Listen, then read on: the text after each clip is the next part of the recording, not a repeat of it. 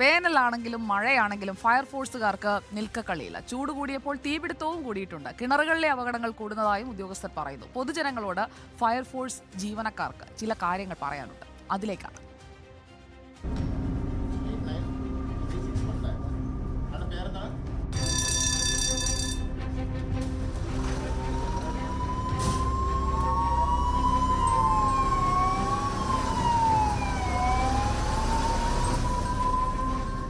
വേനൽക്കാലമായാൽ ചൂട് മാത്രമല്ല, അപകടങ്ങളും കൂടുകയാണ്.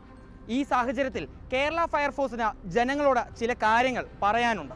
ഒന്നാമതായി ഈ പാടങ്ങളിൽ പണിയെടുക്കുക, റോഡ് പണിക്കാർ, കായികപരമായ അധ്വാനം ശീലിക്കുന്ന ആളുകൾ, ഇവരെല്ലാം തന്നെ അവരവരുടെ പണികൾക്കായി ഇറങ്ങേണ്ടതും ചൂടിൻ്റെ ഉച്ചസ്ഥായിക്ക് മുമ്പ് തന്നെ പണി അവസാനിപ്പിച്ച് മടങ്ങിപ്പോകണമെന്നുള്ളതാണ് ഒരു നിർദ്ദേശം. പിന്നെ പറമ്പിലും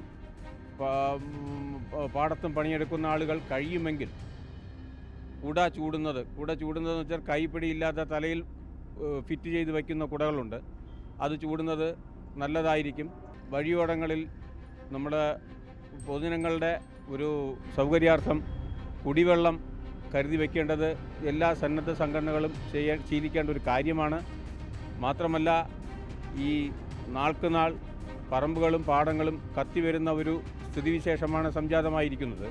അതിനെ ഒഴിവാക്കുന്നതിനായി വേനൽക്കാലത്തിന് മുമ്പ് തന്നെ ഭൂവുടമകൾ അവരവരുടെ തരിശു കിടക്കുന്ന കൃഷി പറമ്പുകൾ, അടിക്കാടുകളും ഉണങ്ങിയ പുല്ലുകളും വെട്ടി വൃത്തിയാക്കേണ്ട ഇത് അത്യാവശ്യമായൊരു കാര്യമാണ്. നമ്മുടെ നാട്ടിലെ ചെറുപ്പക്കാരും അതുപോലെ തന്നെ വഴിയാത്രക്കാരും ഒക്കെ തന്നെ പുകവലിച്ചതിന് ശേഷം അലക്ഷ്യമായ രീതിയിൽ പറമ്പിലേക്ക് സിഗരറ്റ് കുറ്റികൾ വലിച്ചെറിയുന്ന ഒരു ശീലമുണ്ട്. അതും തീപിടുത്തത്തിന് വളരെയധികം കാരണമായി വരുന്നുണ്ട്. പൊട്ടിയ കുപ്പിച്ചില്ലുകൾ ഉണങ്ങിയ പുല്ലിനും പറമ്പുകളിലൊക്കെ നിക്ഷേപിക്കുന്നത് കാരണം തീപിടുത്തമുണ്ടാകാനുള്ള സാഹചര്യം വളരെ കൂടുതലാണ്.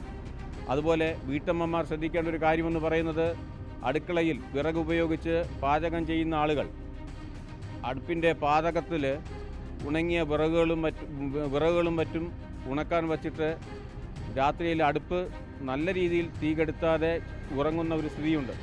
അപ്പോൾ രാത്രികാലങ്ങളിൽ തീപിടുത്തമുണ്ടാകാനുള്ള സാഹചര്യം കൂടുതലാണ് അത്തരം സാഹചര്യങ്ങളിൽ. മാത്രമല്ല, കൊച്ചുകുട്ടികളെ കഴിയുന്നതും ഈ പകൽ സമയങ്ങളിൽ കളിക്കാനായി പുറത്തിറക്കരുത്.